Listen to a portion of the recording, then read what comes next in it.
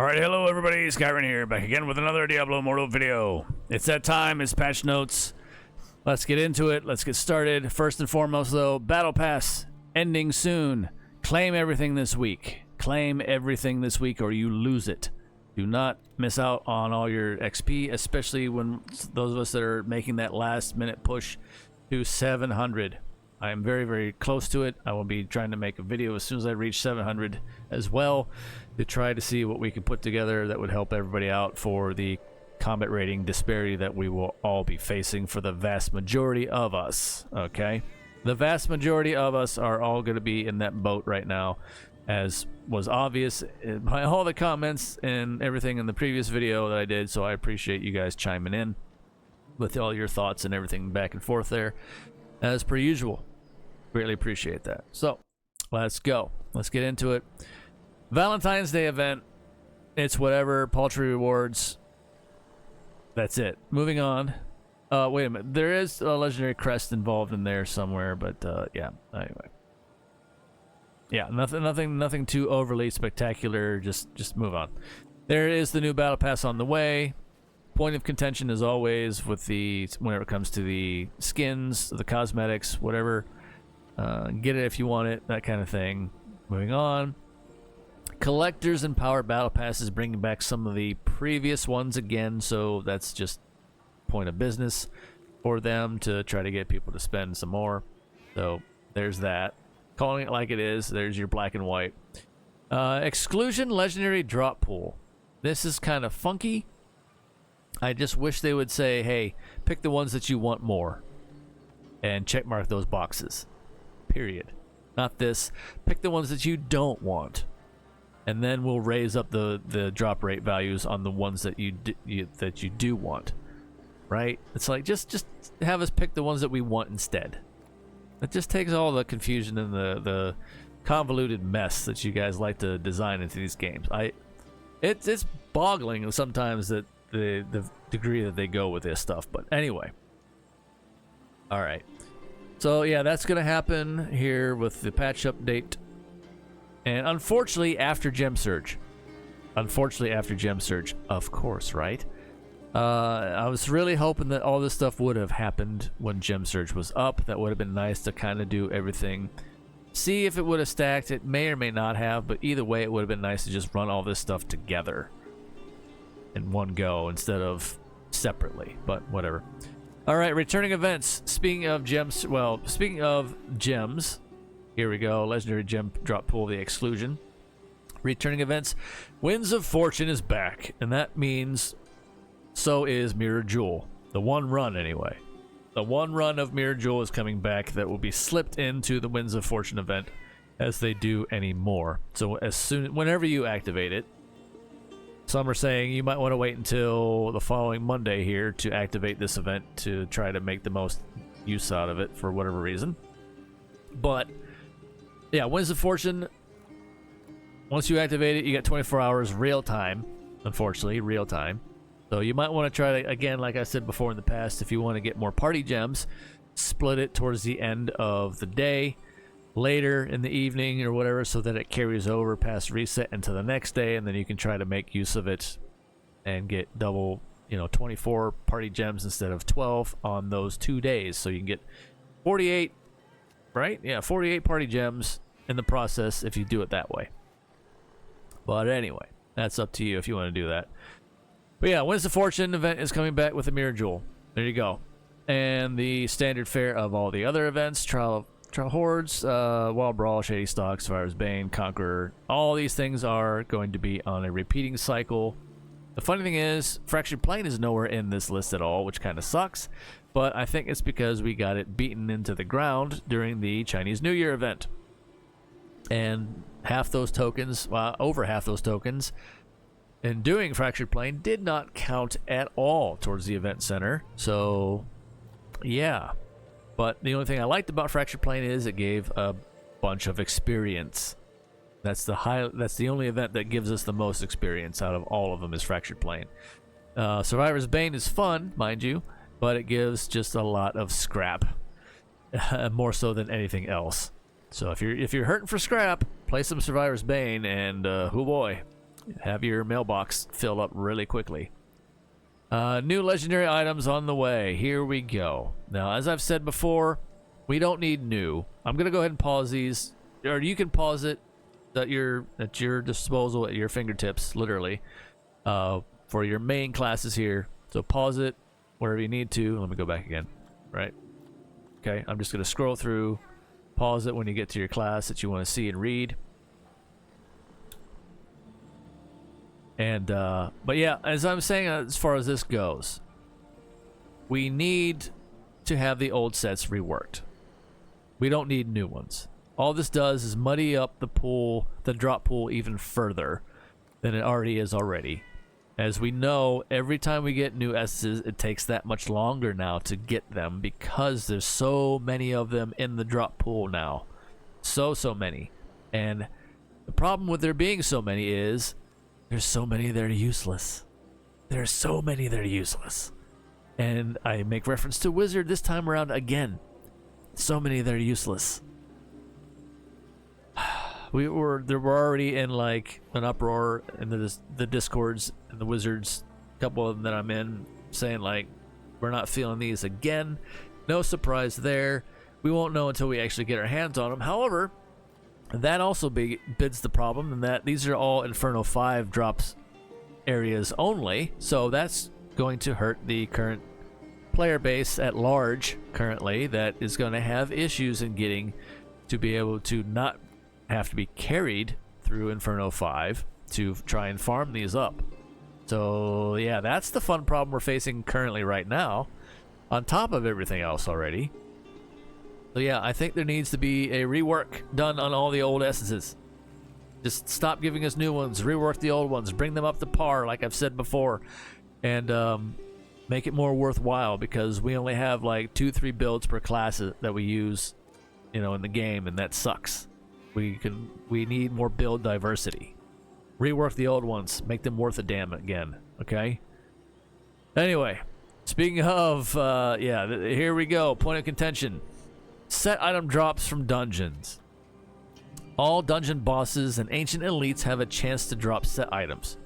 Okay, all dungeon bosses had that before, so I don't see why that's any different. The ancient elites is the only thing that's different, but then how often do we see those, right? I mean, we see them fairly frequently, but not frequently enough to merit this change. Final dungeon bosses have had their set item drop rates reduced. So what do you mean by final dungeon bosses? Are you talking challenge dungeons? Or are you talking the end dungeon boss that at the end of each dungeon that was supposed to give us the chance of getting the set pieces anyway? So what kind of horrible translation is this, Blizzard? Okay, and I say that to Blizzard's end because, let me show you. This in itself sounds pretty lackluster and pretty terrible. I'm hoping that this is a case of poor translation again on Blizzard's part, and because balance is not in their vocabulary anyway already, so that's what's throwing me off, because they don't know what the word means. But now going into NetEase here. NetEase, let me show you. I'll try and highlight it here. They have, I'm hoping it's going with the NetEase. I really hope it is. And they're the ones that do all the developing anyway. So let's go with this. Optimization of dungeon set drop rates. Now this is Google translated, mind you. So Wasong leaders, you know, dungeon bosses in ancient elites and dungeons and ancient dungeons. So I'm guessing that might be challenge dungeons. Will also drop sets, and the overall set drop rate in dungeons has been slightly increased. So this one says the overall set drop rate in dungeons has been slightly increased. I really hope in this case that this is what we're going with. And again, I'm really hoping, since NetEase does most of the developing, if not all the developing, that this is going to be the case, and this is what we're getting. Not the horrible translated nonsense that Blizzard decided to put out there, and again, balance is not in their vocabulary. So I really hope that this is what we're getting. I'm not gonna say hold your breath to it, any of that, but I really hope that's what we're getting. Okay, Anyway, that's why I had to put in there. That's the only discrepancy I saw between the two notes, and that's why I wanted to make note of it there and post this here. So I really, really hope that's what we're getting. Anyway, moving on here. Now we're into Battlegrounds. Now, if you do a class change in Battlegrounds, you have to do an additional 20 matches as your new class to receive your end of season rewards for that class. So this is the kind of stop people that were last minute switching. Whenever the 24-hour class change went into effect, a lot of players would do this, and they still do this on the weekly. They'll say, oh hey, I got a higher score than this class in the leaderboard, so I'm gonna switch on Sunday and get it and lock it in that way, which is kind of dirty, but hey, it's whatever. People exploit games all the time. But that's what they were doing. So now you have to do 20 matches, and we'll see how that goes. Anyway, in addition, now we're getting additional rewards. The rewards you receive from completing Battlegrounds have been increased. Also, at the end of the season, you'll receive the following rewards attaining these ranks or higher.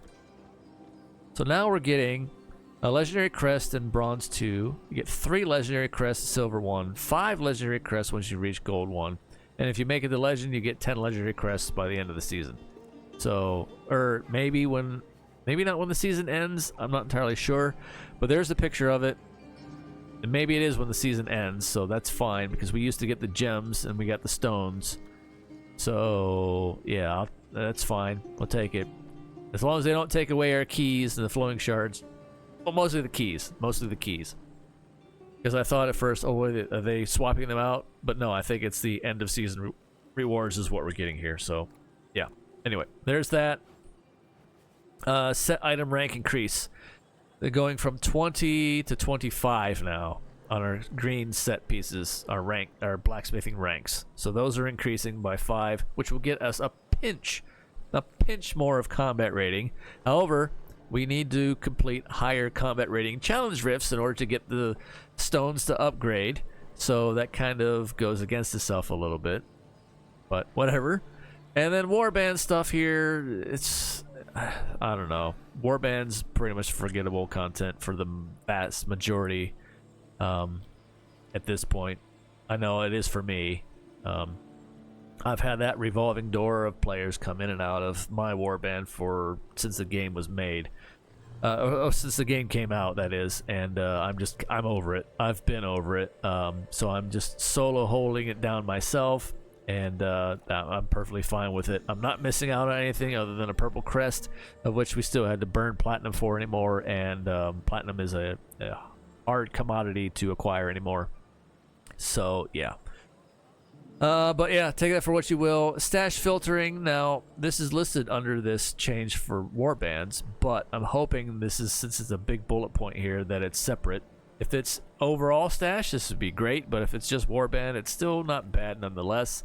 Matching set items in the stash can be now grouped together using a new option. So that's nice. I like that kind of itemization way, way better. So I would like to see that in our regular stash, but I don't know if that's what that means. I feel like that's going to be the warband stash, because it's all in one big pot instead of multiple tabs. And bug fixes. Aha! Laugh at that. There were no mention. There was zero, absolutely zero mention of any kind of shield nerfs in this. So as we wait with bated breath on that rumor, still no mention of that whatsoever here in either notes, the Chinese or the global. So take that for what you will. A lot of people are now speculating that's going to be in the new Battleground thing that they're working on. So maybe then we'll see more about that kind of shield balancing.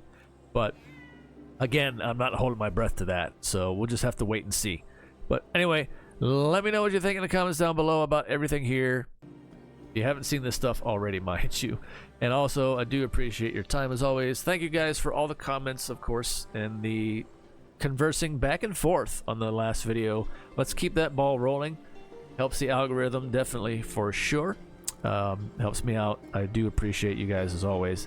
Stay safe out there in the real world, and far as always, take care of yourselves as best you can, one day at a time. That's all we can do. It's the best we can do. But believe me, I say that in utmost sincerity, because that definitely applies on the day-to-day anymore. I'm going to be pushing forward as hard as I can to get the 700 here. I am going to be pushing as hard as I can and then see where the cards will fall as far as what I could put together, and I'll try to get another video out as soon as possible as far as that stuff goes too. So anyway, until next time, see you.